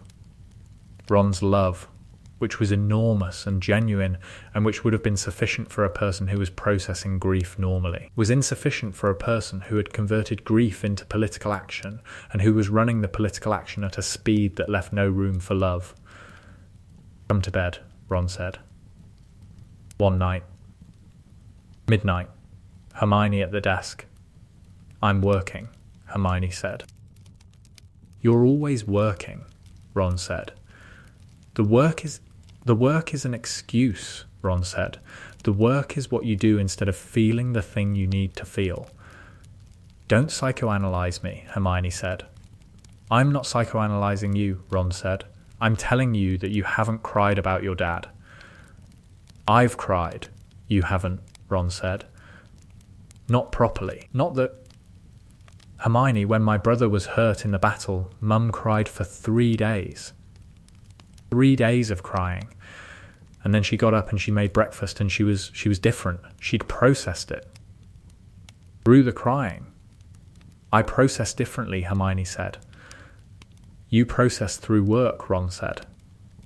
"And the work isn't processing. The work is avoiding." "Ron, you appreciate the concern and you'd like me to leave you alone," Ron said. "I know. You've said it 30 times. Then why do you keep—" "Because I love you," Ron said.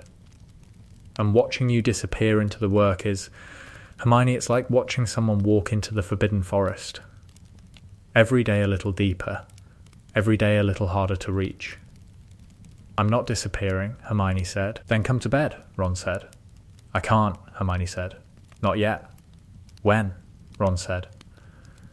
"When the work is done," Hermione said. "The work is never done," Ron said. "I know," Hermione said. Ron went to bed.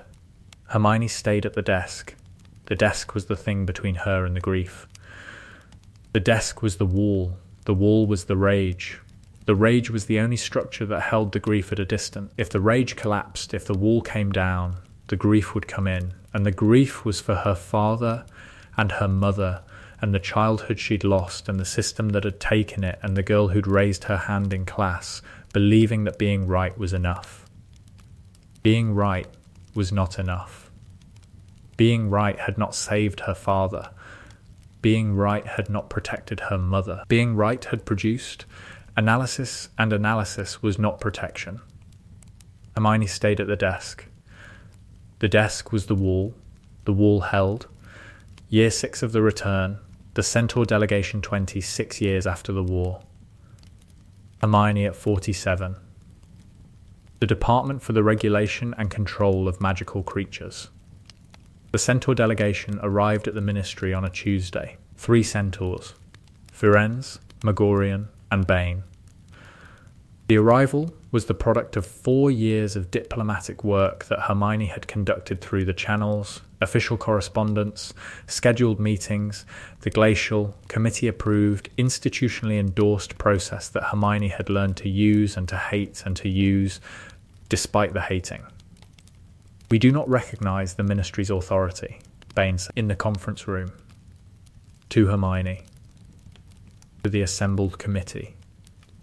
"I'm not asking you to recognise our authority," Hermione said. "I'm asking you to participate in a process that extends representation to centaurs within the Wizengamot. The Wizengamot is a human institution," Bane said. "Centaur governance is centaur business. The Wizengamot legislates on land use, forest management, and magical creature rights," Hermione said. "These laws affect centaur territory. Participation in the process that produces these laws it's not submission. It's influence.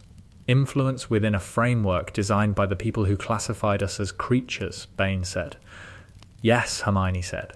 "The framework is imperfect. The framework has been used to oppress centaurs for centuries, and the framework is the only one that exists. The alternative to influence within the framework is exclusion from the framework, which produces continued oppression without the ability to change the terms. You want us to join the system that oppresses us," Bane said. "I want you to change the system that oppresses you," Hermione said, from inside. "The inside is a cage," Bane said. "The inside is a cage that you can reshape," Hermione said. "The outside is a cage that reshapes you." Bane looked at Hermione. At this human witch who had spent 20 years learning the thing that centaurs had known for centuries, that systems were cages, and cages were only useful if you could work the locks from inside. "You've been in the cage," Bane said. "I've been in several cages," Hermione said. "I've tried breaking out. I've tried burning them down. Breaking and burning don't work. The locks are the only thing that works." "Locks require keys," Bane said. "Representation is the key," Hermione said. "One seat on the Wizengamot. One vote. One voice in the room where the laws are written. One voice in a room of pure-blood humans," Bane said. "One voice is how it starts," Hermione said. "The Muggle-born protection program started with one voice. The House Elf Liberation Act started with one voice." "Your voice," Bane said. "My voice," Hermione said, and then others. Bane did not agree immediately. The centaur delegation returned to the forest and deliberated, and the deliberation took 6 months, and the 6 months were the thing that the younger Hermione would have found unbearable, and that the older Hermione accepted as the price of legitimate process. The centaurs accepted. 1 seat. Provisional. Subject to review. The seat was the victory. Not the victory that the 20-year-old Hermione had imagined, not the dramatic, burn the system, replace the structure victory. The boring victory. The committee victory. The 1 seat, provisional, subject to review victory that was, in its smallness, the kind of change that actually lasted. The scar Hermione still had the scar on her forearm, mudblood. The letters faded over the years but did not disappear, because Hermione did not want them to disappear. "You could have it removed," Harry said. "Monthly drink. The leaky cauldron." "I could," Hermione said. "Why don't you?" Harry said. "Because the scar is the reminder," Hermione said. "Not of what Bellatrix did, of what the system produced, of the conditions that made the carving possible. You've been carrying that reminder for 30 years, Harry said. "I'll carry it for 30 more, Hermione said. "The scar it's the evidence that the system carved its classification into my skin. And the evidence is the reason I do the work. The work could exist without the scar," Harry said. "The work exists because of the scar," Hermione said. "And because of my father, and because of my mother. My mother is in a facility that the Muggle-born Family Protection Program funds." Hermione said. The program that I built through the legitimate channels. The program that came 20 years too late for my father, and that is, Harry, the program is not enough. The program will never be enough. But the program is real. Real is all there is, Hermione said. Real and slow and imperfect and real, they drank their butterbeer. At the leaky cauldron. 2 people in their late 40s who had been friends since they were 11 and who had survived a war and an aftermath and who were now sitting in a pub being honest with each other in the way that only 35 years of friendship allowed. Do you ever miss it? Harry said. Miss what? Hermione said. The rage, Harry said. The certainty, the feeling that you knew what needed to be done and that the knowing justified anything. Hermione was quiet. The question was one she had asked herself, in the mind healer's office, in the flat, in the committee room at 7 am. Every day, Hermione said. The rage was clarity. The rage made everything simple. The system was wrong, the solution was power, the methods were justified. Simple? And now? Harry said. Now nothing is simple, Hermione said. Now the system is wrong, AN, the solution is complicated, AN, the methods matter, AN, the process is slow, AN, the results are marginal, AN. I wake up every morning and go to a committee meeting and argue about the wording of a clause in a piece of legislation that will take 3 more years to pass and that will produce a marginal improvement in the conditions of magical creatures. That sounds miserable, Harry said. That sounds like democracy, Hermione said. Which is the same thing. And which is? Harry. Which is the only thing that works. You believe that now? Harry said. I believe that the alternative doesn't work, Hermione said, which is a less inspiring belief, but a more accurate one. Less inspiring and more accurate, Harry said. The Hermione Granger philosophy. The Hermione Granger hard one. Arrived at after 7 years of criminal activity and 20 years of committee work philosophy, Hermione said. That doesn't fit on a badge, Harry said. No, Hermione said. It doesn't. She finished her butterbeer. She went home. She opened the committee file. She picked up the quill. The scar on her arm was visible in the desk light. The letters were faded. The letters were legible. The letters said what the system had said about her, and the work, the slow, imperfect, committee-bound work, was her response. The response was not dramatic. The response was a quill and a file and a 7 am committee meeting. The response was enough. Not enough to fix everything, enough to fix something. And something arrived at through 30 years of mistakes and corrections and the specific, grinding, unglamorous work of a person who had learned that being right was the beginning and not the end. Something was all there was. Let us know what you'd like to see next. More scenes 3rd year, after the hex, the night after Hermione hexed Malfoy. She couldn't sleep. The not sleeping was not guilt. The not sleeping was the residual charge. The hex had felt good. The goodness was the problem. The goodness said, this works. The goodness said, the wand does what words cannot. She went to the common room at 2 a.m. Crookshanks followed. The cat sat on her lap and purred, and the purring was the only sound, and the sound was insufficient company for the thought she was having. The thought was, I enjoyed it. The thought was, Malfoy said the word, and I pointed the wand, and the magic came, and the coming was natural.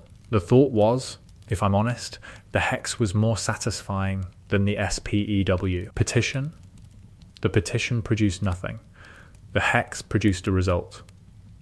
The thought was the first time Hermione compared direct action to institutional action and found institutional action inferior. The comparison would become habitual. Crookshanks looked at her. The cat's expression, the flat, evaluative expression that cats shared with Snape, said nothing useful. Cats did not provide moral guidance. cats provided warmth and indifference in equal measure. I'm thinking about this too much, Hermione told the cat.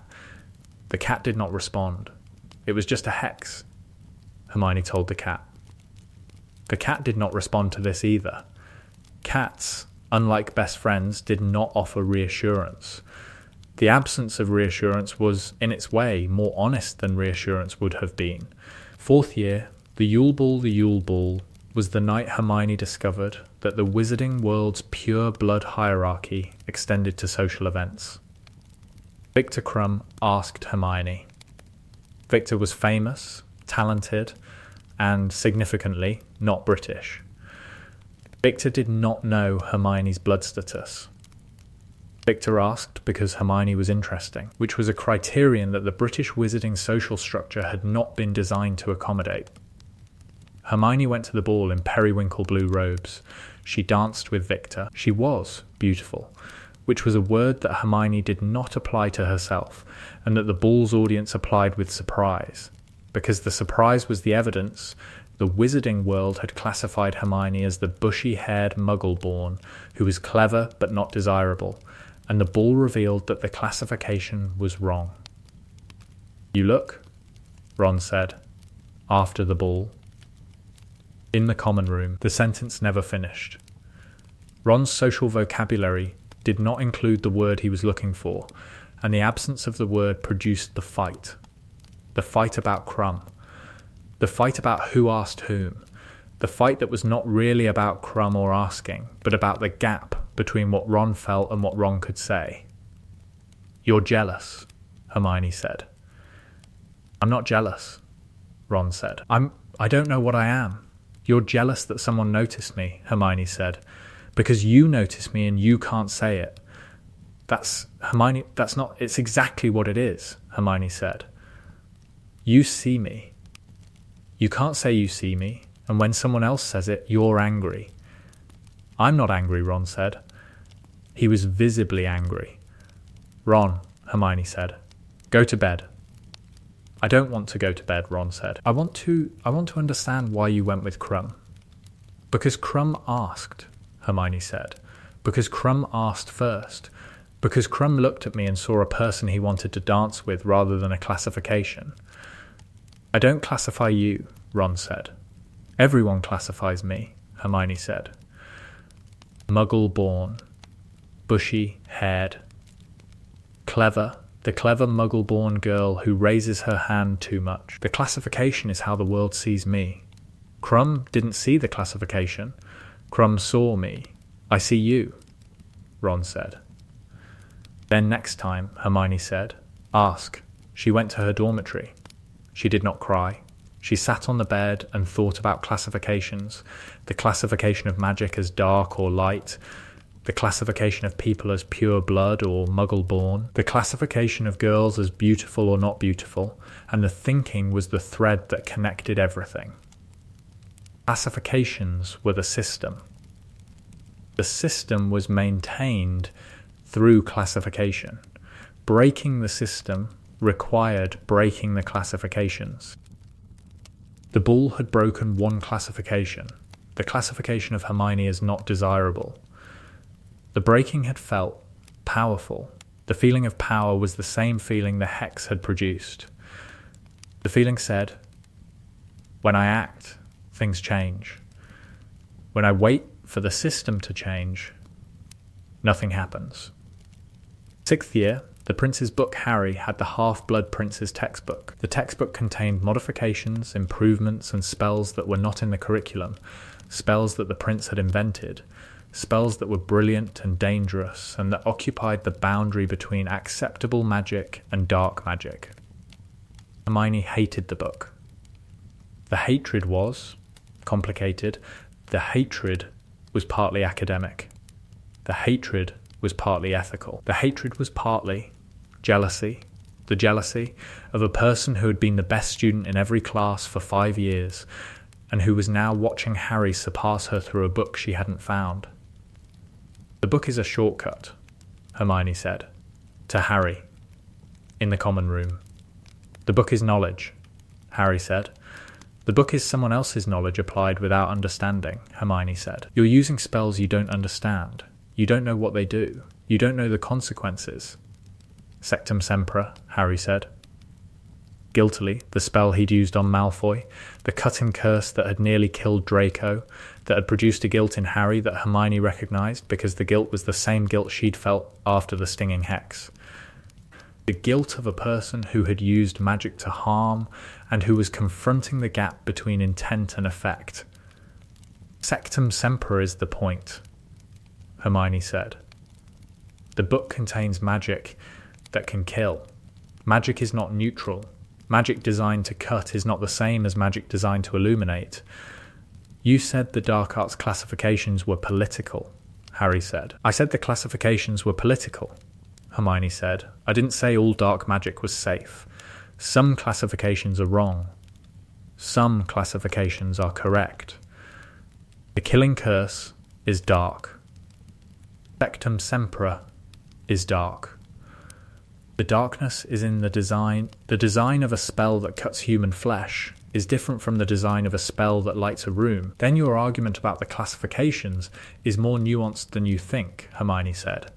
The classifications are political, and some of the things classified as dark are genuinely dark. Both things are true. The system is wrong about some classifications and right about others. The challenge is determining which is which. That sounds complicated, Harry said. It is complicated, Hermione said. And complexity is the thing that the system relies on. The system says the classifications are too complex for ordinary people to evaluate. Therefore, trust the institution. The argument is circular. The institution classifies. The institution says trust the institution. The institution maintains power through the classification. But some of the classifications are correct, Harry said. Some of the classifications are correct, Hermione confirmed, which means the system is partially right, and partially right is the most dangerous kind of wrong, because it makes the wrong parts invisible. The conversation was the most honest conversation Hermione had ever had about her own analysis. The honesty revealed something she hadn't seen before. Her argument about classifications contained a contradiction. If some classifications were correct, then the system that produced the classifications was not entirely wrong. And if the system was not entirely wrong, then the conclusion that the system must be destroyed was overstated. Hermione filed the contradiction. She did not resolve it. The not resolving was the choice to maintain the analysis that justified her conclusions rather than revising the analysis to accommodate the contradiction. The filing was the moment where Hermione began to lie to herself. Not about the facts. Hermione never lied about facts. About the interpretation. The interpretation was, the system is entirely wrong. The facts said, the system is partially wrong. The gap between entirely and partially was the space where the darkness grew. The war, the forest of Dean the Locket, was the test. The Horcrux locket, worn around the necks of the trio on rotation, amplified the wearer's worst thoughts. For Ron, the locket amplified insecurity. For Harry, the locket amplified guilt. For Hermione, the locket amplified rage. The rage, amplified, was clarifying. The rage said, the system killed your father. The rage said, the system damaged your mother. The rage said, the system will continue killing and damaging until the system is destroyed. The locket whispered, you are the only one smart enough to see the truth. You are the only one brave enough to act. The others are too weak, too comfortable, too invested in the system to change it. The whispers were the locket's poison, Voldemort's soul fragment, telling Hermione what Hermione already believed, confirming the conclusions that Hermione had reached independently. The confirmation was the locket's strategy, not lying to the wearer, but agreeing with the wearer's existing beliefs, amplifying the beliefs until the beliefs consumed everything else. Take it off, Harry said. February in the tent. Hermione had been wearing the locket for 12 hours. The usual rotation was 8. "I'm fine," Hermione said. "You've been staring at the wall for 2 hours," Harry said. "I've been thinking," Hermione said. "You've been wearing the locket for 12 hours, Harry said. "The rotation is 8. Take it off." Hermione took off the locket. The rage dimmed. The dimming was unwelcome. The rage while she wore the locket had been absolute, total, the clarity of a person who saw the world's problems with perfect precision. Without the locket, the clarity faded into complexity, and the complexity was harder to live with than the clarity. "You don't like taking it off," Ron said. Ron's observations were, as always, imprecise in language and accurate in content. "I don't like losing the focus," Hermione said. "The focus is the locket talking," Ron said. "The focus is my own thoughts, amplified," Hermione said. "Amplified to the point of..." Ron stopped. He didn't have the word for what the locket was doing to Hermione. "To the point of purity," Hermione said. "The locket removes the doubt. The doubt is noise. Without the doubt, everything is clear." "Doubt isn't noise," Ron said. Doubt is how you know you're still thinking. Without doubt, you're just repeating. The sentence was the most important thing Ron Weasley ever said to Hermione Granger. The sentence was also lost. Lost in the tent. In the war. In the forest where 3 teenagers were hunting Horcruxes, and where the biggest Horcrux of all was not in a locket, but in the space between Hermione's analysis and Hermione's grief. Year 2 after the war, the first forgery was a memorandum. The memorandum appeared to be from the office of the minister, directing the Wizengamot's Creature Rights Subcommittee to expedite the review of House Elf legislation. The memorandum was written in ministry standard format, on ministry paper stock, with the minister's signature replicated through a charm that Hermione had developed by studying Kingsley's signed correspondence. The memorandum produced a committee meeting. The committee meeting produced a review. The review produced a recommendation. The recommendation was shelved. The shelving was the system's response. The shelving said, "We received the directive, we produced the review, we filed the recommendation, we did our jobs." The shelving was the mechanism that absorbed reform energy and produced inaction. "It didn't work," Aldrich said. "It produced a review," Hermione said. "A review that was shelved," Aldrich said. "Then we produce another memorandum," Hermione said. And another. And another. Until the volume of directives makes shelving impossible. That's a flood strategy," Aldrich said. "You're going to flood the system with forged directives until the system can't distinguish the real from the fake." "I'm going to make the system respond," Hermione said, "whether the system wants to respond or not." "And when they discover the forgeries," Aldrich said. "The discovery will produce an investigation," Hermione said. "The investigation will produce attention. The attention will produce public debate, about the issues the memoranda addressed." "You're using the forgeries to generate attention," Aldrich said. "I'm using every tool available," Hermione said. "The legitimate tools have been tried. The legitimate tools produce nothing. The system absorbs legitimate reform the way a sponge absorbs water, completely and invisibly." "And the illegitimate tools," Aldrich said. "Produce results," Hermione said. The second forgery was bolder. The third was bolder still. By the 6th, Hermione was producing forged policy directives that redirected ministry resources toward Muggle-born protection, redirected Aura priorities toward hate crime investigation, and redirected committee agendas toward creature rights legislation. The forgeries worked.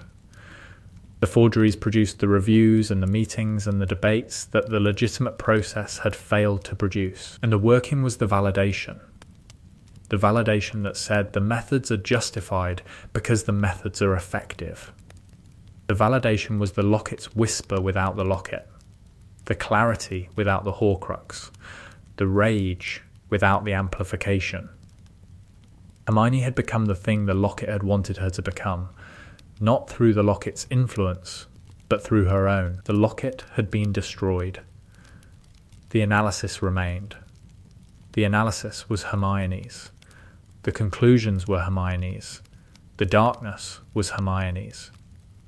Year 5 after the war, Neville Longbottom visited Hermione in the 5th year after the war. The visit was unannounced. Neville appeared at Hermione's flat with a potted plant and the expression of a man who was about to say something difficult. "Hermione," Neville said, "in the flat, with the plant. I'm worried about you." "I'm fine," Hermione said. "You're not fine," Neville said. "Harry's worried. Ron's gone. Your flat has charts on the walls. Research charts," Hermione said.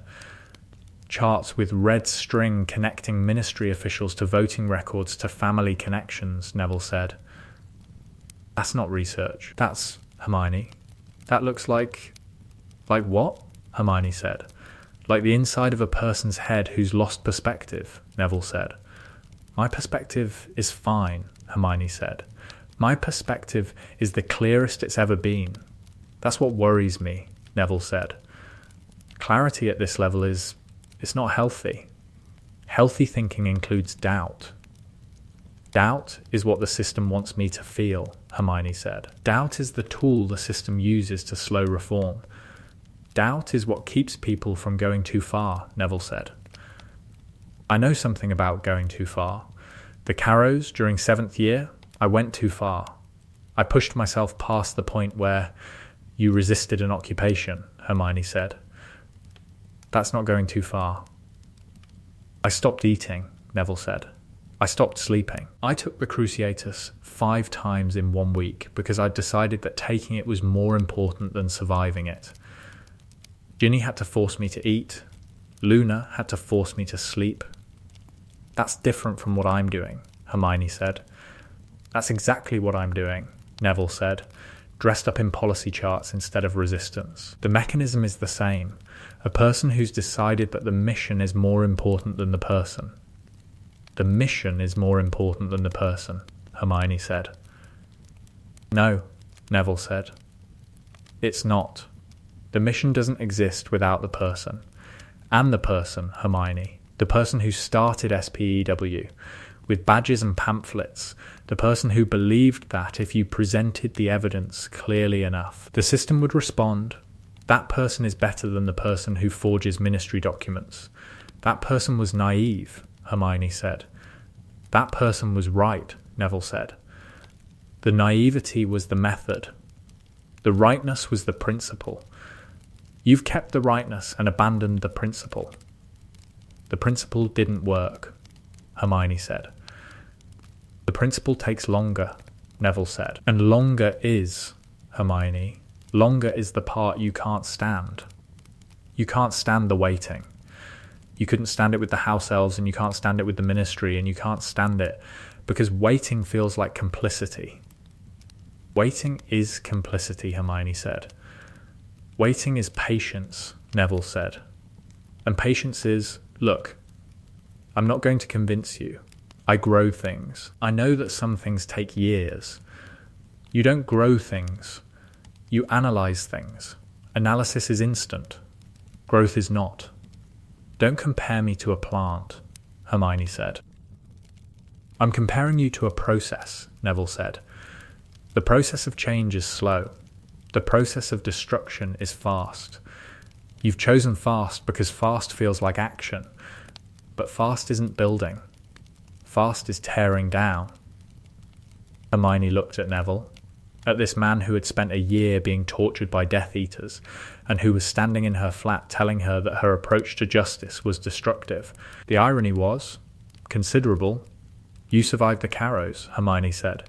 "You survived through resistance."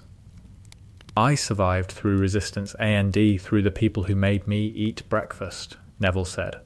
"The resistance wasn't enough. The resistance without the people was self-destruction. I have people," Hermione said. "You had people," Neville said. Ron left. "Harry's an aura who might have to arrest you. I'm standing in your flat with a plant because I don't know what else to bring. What kind of plant? Hermione said. Devil's snare cutting, Neville said. It needs darkness to grow, but too much darkness kills it. Is that a metaphor? Hermione said. It's a plant, Neville said. Whether it's also a metaphor is up to you. Hermione took the plant. She put it on the windowsill. She did not water it for 2 weeks, by which point it was nearly dead, by which point Neville came back and watered it himself and said nothing about the near death and left again. The plant survived. The metaphor survived with it. Year 8 of the return, Ron's wedding Ron married Luna Lovegood 8 years into Hermione's return. The wedding was at the Burrow. The wedding was very Ron and Luna. Inexplicable decorations, excessive food, emotional chaos. Hermione attended. The attending was difficult, not because of jealousy, because the wedding was the evidence of the life she had not chosen, the life of connection, of compromise, of the messy, imperfect, institutionally endorsed partnership that marriage represented. You came, Ron said. At the reception. Finding her by the drinks table. I was invited, Hermione said. You were invited to the last 3 things I invited you to, Ron said. You didn't come to those. Those were parties, Hermione said. This is a wedding. What's the difference? Ron said. Parties are optional, Hermione said. Weddings are, witnesses. You're asking people to witness your commitment. Not attending would be a statement. A statement of what? Ron said. Of, I don't know. Of not caring. And I care. I know you care, Ron said. I've always known you care. The caring was never the problem. What was the problem? Hermione said. The expressing, Ron said. The caring was always huge. The expressing was always redirected toward work, toward the system, toward anything that wasn't a person standing in front of you. I'm standing in front of you now, Hermione said. You are, Ron said.